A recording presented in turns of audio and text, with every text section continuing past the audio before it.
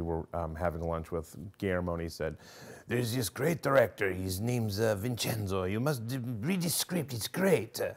So we read the script, and Steve Hoban, who I'd worked with prior on the Ginger Snap sequels, 2 and 3, was attached, so it was great. So I flew up here for the day and met with Steve and Vincenzo and Bob Monroe from Core. Splice is Vincenzo's baby. He is the only guy that could have directed it. He conceived it. I think nobody would have the point of view and the characters the way Vincenzo has. Vincenzo is really a remarkable human being.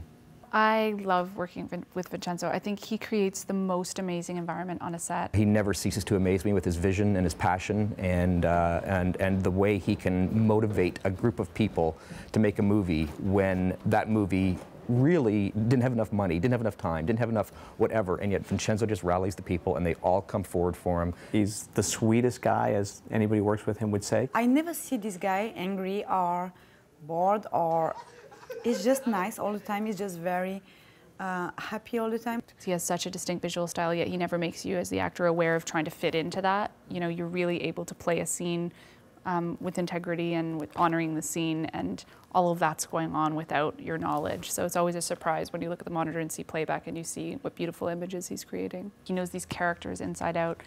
You know, his direction is so incredibly useful and practical. Probably the kindest director I've worked with. He's incredibly sweet and generous. On the set, he's very, very patient and very here with you all the time. Vincenzo has a really strong inclination towards balanced compositions that play on symmetry and asymmetry.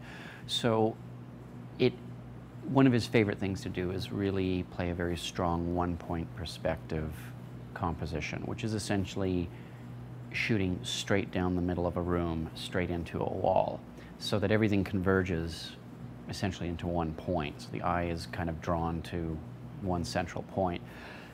Vincenzo knows how to use that, I think, in a very interesting way dramatically. I think there are certain images that are burned into our common knowledge of fear. And it always, of course, tends to stem from authority, whether it's walking in the high school corridor or walking down the hallway in a jail. Gridding things, things in tiny boxes, that type of composition, I think, tends to create fear of the man, fear of the machine, that kind of thing, which again is another theme which runs in all of Vincenzo's movies. Now, because Vincenzo is so influenced by Japanese culture and anime, it's another layer which we bring to the look of the film. To that extent, I think there's aspects that really kind of mix and hybrid with this very formal one-point perspective. So it's a real interesting blend.